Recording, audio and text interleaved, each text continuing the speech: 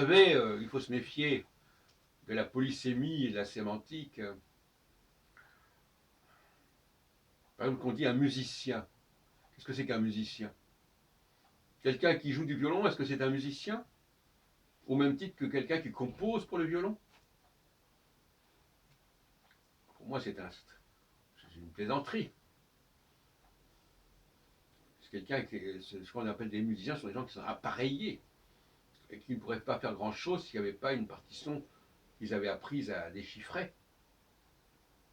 Et bien de la même manière, on peut fabriquer toutes sortes de faux. Moi, j'ai toujours été fasciné par les contrefaçons et par les faussaires et par les supercheries littéraires. Et je crains que beaucoup d'historiens de la Bible n'aient pas une formation suffisante dans le domaine des contrefaçons, y compris dans le cas de Thomas Romer, qui est professeur au Collège de France.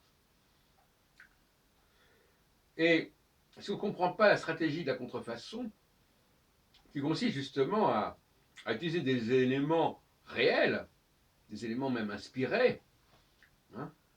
Quelqu'un qui joue du Beethoven, il a peut-être pas inventé Beethoven, mais enfin, il se sert de quelque chose qui existe. Le faussaire se sert toujours de choses qui ont existé.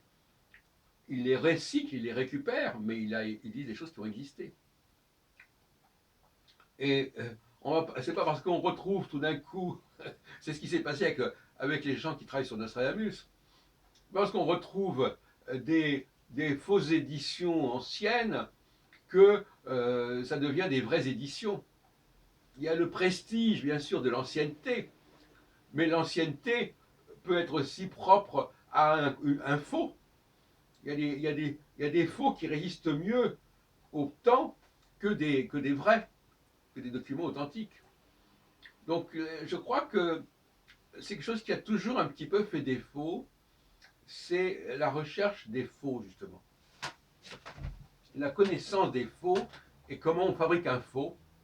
Alors moi, j'ai travaillé sur Nostradamus, j'ai travaillé sur les protocoles de Saint-Eution, et j'applique aussi mes méthodologies à ce qui concerne la Bible.